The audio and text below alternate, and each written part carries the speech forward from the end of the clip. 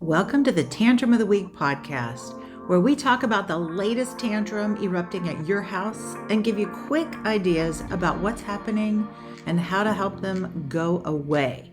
I'm Lynn McLean. I'm a child therapist and parent coach, and I've helped lots of parents manage lots of tantrums. We talk about real tantrums every podcast and give you pro tips about how to manage them. I'm so glad you're here. Hi, and welcome back to the Tantrum of the Week podcast, where we talk about what's going on at your house that's really tricky, why it might be happening, and some play therapist ideas about how to make it better.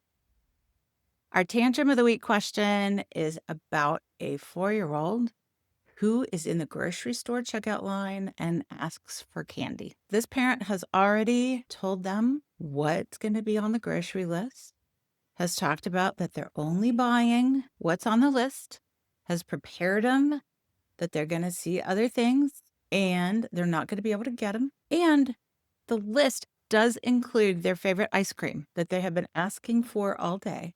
So that already has been. So you get to the checkout line and this 4-year-old sees the candy that they love and they ask for it.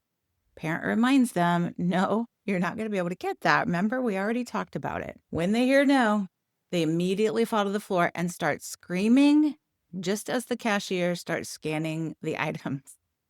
And of course, everyone around this parent and this 4-year-old is staring, and this baby's volume is only increasing. I have been here. It's one of the most embarrassing things that can happen.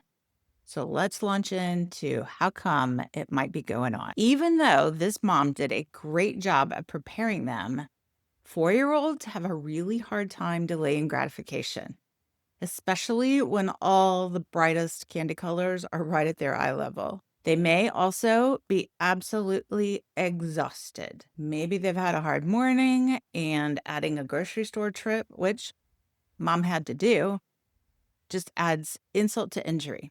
They're hungry, they're ready for a nap, and they might be tired of not having 100% of your attention focused on them while you're shopping. They are maybe also thinking that, you know what, they did get that ice cream that they've been wanting, and, that worked out.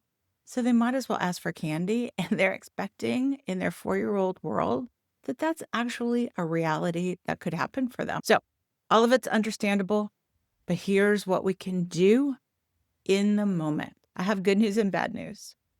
The bad news is there's really not that much you can do in the moment. You can't take your buggy and leave.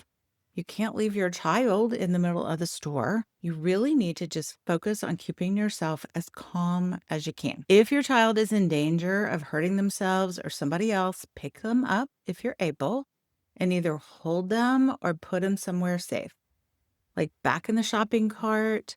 Or if you have somebody with you, maybe they can help hold them. If you can, you could ask the cashier to keep your items ready for you and you'll be back in a few minutes to pick them up. If they can pause the transactions, it's fine for you to say, you know what? I'm going to be right back. I want all of these things. I just need to help this little one really quick. You could also hand off the task of paying for the groceries to somebody else. Hey, let me give you my card. You go on and check out, and I'll meet you at the car. If you can, physically pick up your screaming child and walk away from the candy with them. This is going to be the easiest way to get them out of this visual prompt that candy is still there and you're still saying you can't have it. Try when you're doing this not to talk a whole bunch to them. It's not time to remind them of all of the excellent parenting that you did ahead of time by saying, here's what we're going to have. I already got you ice cream. This is not the time. Instead, you're just going to have to wait for them to calm down. When they do, and they will, even if it feels like it takes forever, don't berate them. Don't explain.